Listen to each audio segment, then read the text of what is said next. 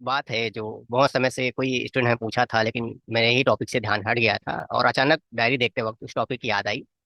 तो इस टॉपिक पर मैं वीडियो बना रहा हूँ। और पहले आपको चीज़ें देखनी चाहिए ताकि कुछ चीज़ें समझ में आपको आए।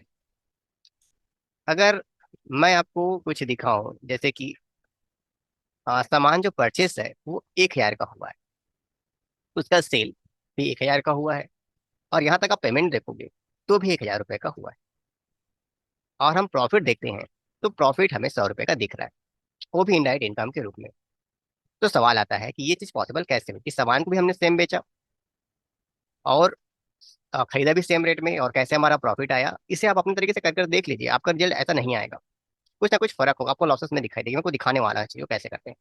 तो मैटर ये है कि जैसे एक मॉल है ले लेते हैं, क्योंकि शॉपिंग सेंटर है वो ले लेते हैं, वो सामान तो सेम रेट में, अगर खरीदी रेट होगा तो सेम रेट होगा, सेलिंग रेट भी उसका सेम ही होने वाला है।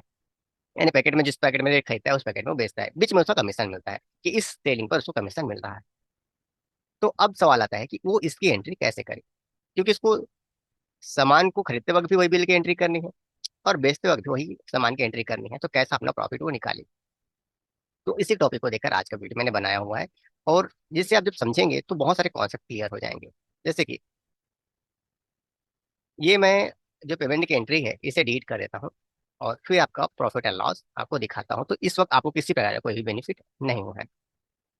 अब मैं वाउचर में जाकर पेमेंट का बटन दबाकर कैश में एंट्री, मेरे पास पैसा नहीं है फिर भी एंट्री कर रहा हूँ, एरर आएगा वहां पर, और यहाँ पे मैं मोहन लिखता हूँ तो मोहन को 1,000 रुपए देने हैं, ये दिख गया। अब देखो, खरीदे उतने में बेचे उतने में तो दे दिए। फिर अब इस पर कमीशन मिल रहा है तो हमने अपने यहाँ पे कमीशन लगा दिया, मान लीजिए कमीशन हमें 100 रुपये मिल रहा है। अब इसको हम सेव कर देते हैं। अब सेव करने के बाद प्रॉफिट एंड लॉस में देखेंगे तो हमें 100 रुपये का लॉस दिख रहा था, तो ऐसा क्या एंट्री था जो हमें 100 रुपये का प्रॉफिट दिखा रहा था, वो हमें समझना पड़ेगा। और ये मत बोलिएगा कि सर आपके पास कैपिटल नहीं है, कैश नहीं है, तो इसका आंसर दिक्कत हो रही है। तो चलो कैश भी ले लेते हैं हम लोग सामने वाले से, हमारे पास एक वाउचर तो है अभी, F6 की एंट्री है, कैश है, और इससे भी 1,000 रुपये ही आएगा। चलो कोई बात नहीं, मैं कैपिटल की एंट्री कर ही देता हूँ।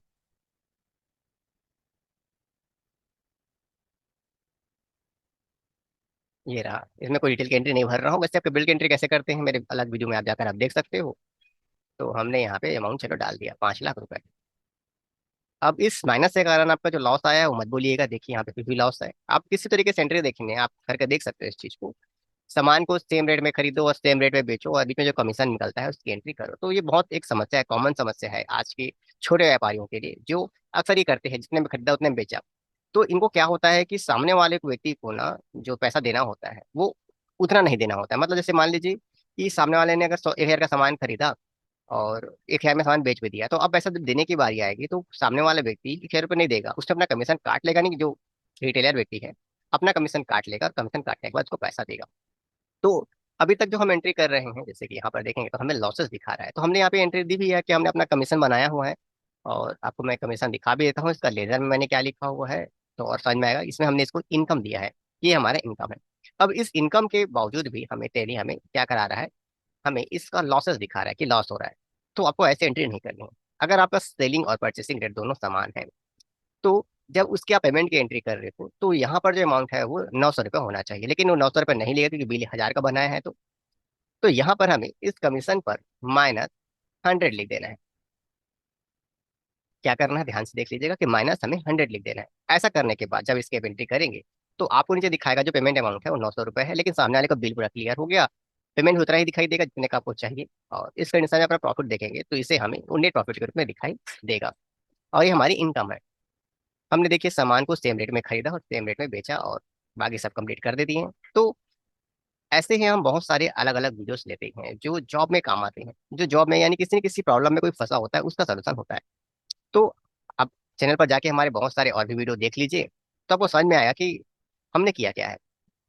हमने बहुत सारे प्रॉब्लम को सॉल्व किया है। अगर उनमें से कोई वीडियो को पसंद आता है तो समय रहेगा चैनल को लाइक सब्सक्राइब और शेयर करने का, और मिलते हैं किसी अलग वीडियो पर।